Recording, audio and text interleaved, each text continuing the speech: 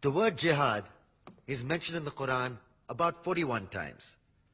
The words mercy, peace, and compassion are mentioned about 355 times. Yes, come in. Come on in, Riaz.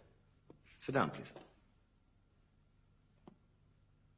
Contrary to popular belief in most Western cultures, Islam is a religion that preaches peace and tolerance. Yes, Patricia.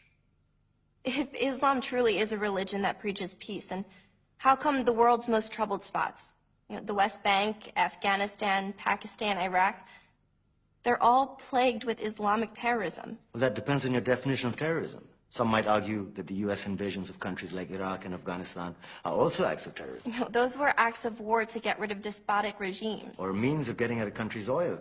Conspiracy theories. Well, May I? Yes, please. Go ahead, Riaz. Mr. Khan is right. I mean, if we're talking about terrorists, the world's biggest terrorists are the white superpowers. Come on now. No, really, stop and think about it. Explain 9/11. Okay. Do you know how many people died in the Twin Towers strike? Around 3,000. And do you have any idea how many people died in the bombing of Afghanistan? Take a wild guess. More than 15,000 people died. And that's just conservative figures. About 50,000 tons of explosives were dropped on innocent civilians.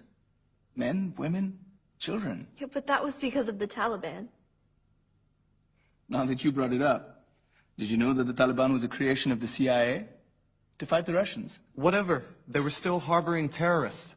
Yeah, right. Terrorists that were never found. Just like the weapons of mass destruction that were never found in Iraq. Do you want to get into the death toll in Iraq?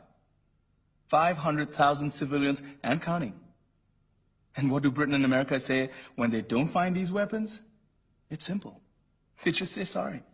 And still refuse to relinquish control of these countries. What are you trying to say? What I'm trying to say is that just because you're American, wear a fancy suit, and call yourself the president, doesn't make you any less of a terrorist. I'm saying that if you don't stop meddling in other people's countries, you will face a backlash. If Muslims like you feel that way, then why don't you get out of our country? We will. As soon as you promise to leave ours.